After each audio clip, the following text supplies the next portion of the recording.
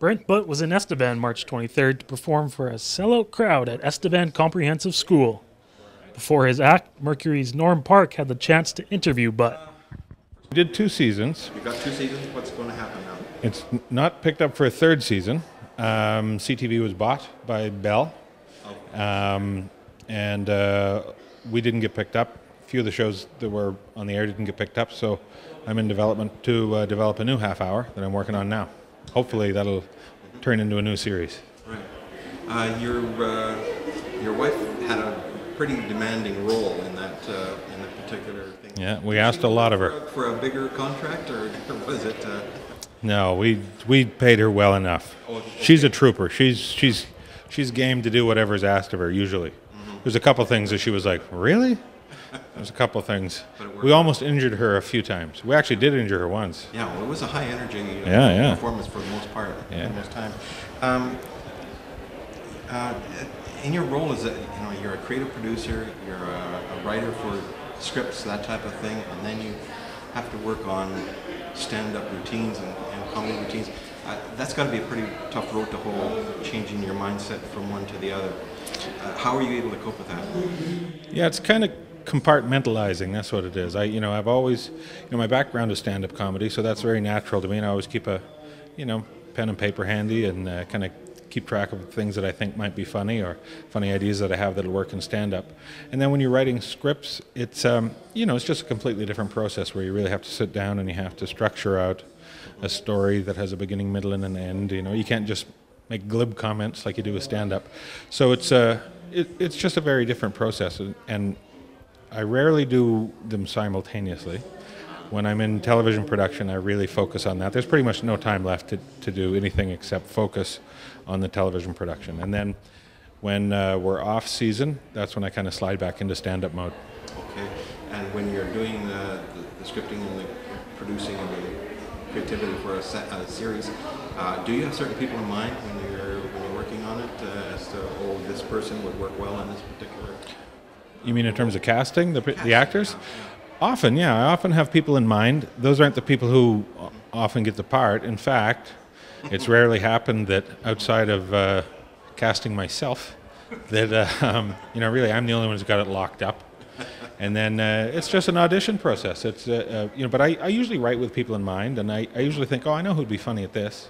As far as I heard you weighed in today on the reduction or the elimination of the film and video credits in Saskatchewan. Perhaps you wanted to... Well, I weighed in to the degree that I'm able to, because like you said, I am a creative producer. My job as a producer is mainly to make sure the scripts are funny, make sure the jokes are good, that we hire the right actors, and that the directors have the sense of the show. That's really where the bulk of my duties lie. I am a businessman. I do have a production company, but I rely heavily on business partners to really look after the numbers. But there's no question that I think it's a real backward step to eliminate the film and tax credit. I don't see how there's any justification for making this Saskatchewan the one province that doesn't have a film and tax credit. And it's kind of being presented to the people as money out of the taxpayer's pocket, when really it isn't. It really is an investment, and there have been numerous PhDs who've done studies on this that have said it always brings money into the province.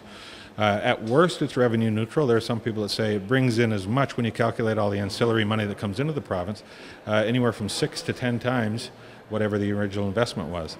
So I don't know why it's kind of being framed in a way that isn't completely transparent, I think, and because, like I said, I don't know everything about it. So it's getting into the political realm instead of into the economic realm? I'm afraid so. I'm afraid that it's kind of seeming to me as a way to say, look what we're doing to save taxpayer money. It's an easy thing to kind of stroke off and say, well, here's an $8 million saving. But smarter people than me have done extensive studies on this and have shown that, well, if you invest $8 million, you're going to get somewhere maybe $50 million in ancillary revenue. And so it's hard for me to argue with those people. And New Brunswick, maybe the poorest province fiscally right now, they repealed their film in tax credit, and 9 months later they reinstated it once they'd looked at all the numbers. And I think, Minister Hutchinson said he is open to looking at the numbers, and so I'm hoping that he will get everything put in front of him. I'm hoping that he'll see where it is a benefit, because what's going to end up happening is companies are going to leave Saskatchewan.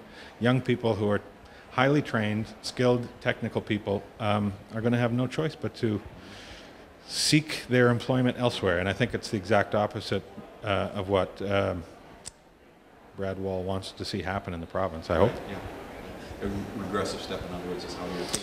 Yeah, I mean, I think it's, it's short-sighted. I think it's kind of backward-sighted in a weird way. And it's, you can't be myopic about these things. You have to look at the whole picture. You have to look at the big picture. And I'm hoping that that's what'll happen. Which leads to another question then, Corner Gas reunion. Are you looking at, and if serious about it, where the heck could you film it? And where could you work it?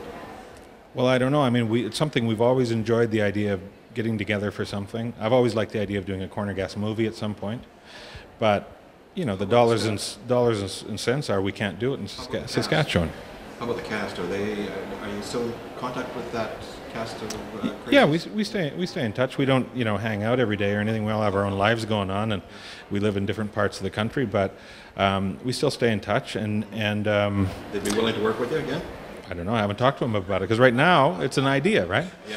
But what it comes down to answer your original question, is if just as a pragmatic business person, we wouldn't be able to do a Corner Gas movie in Saskatchewan if those tax credits are repealed. The people who invest, see, that's the thing. The investment comes from outside. The vast majority of the investment comes from outside, and those people want to see a return on their investment. And so you're obligated as a producer and as a business person to go where you can stretch that dollar the most. If it's Manitoba, if it's Idaho, I don't know where it's going to have to be, but it would break my heart. But that's the way it would have to be. But it could be in the works, and well, like I said, it's something that some reality. It's like I said, it's something I've always liked the idea of doing. Timing would have to work out, people's schedules, all that kind of thing. But so it's definitely something in the realm of possibility, and something that I've always said I like the idea of doing, and I would like to see it come together at some point. Right. Excellent. And Tisdale, have you been able to get back there often? I wouldn't say often, at least once a year, Yeah. sometimes twice a year. Still got basic family there? Yeah, my mom still lives there. Some siblings not too far around. I'm the youngest of 7, so we're kind of spread around a bit. So Saskatchewan's still home? Well, I mean, Residing in BC? yeah, I mean, I haven't actually lived in Saskatchewan since 1988, but it's always going to be a part of who you are and where you're from. Where you're from is always a big part of who you are.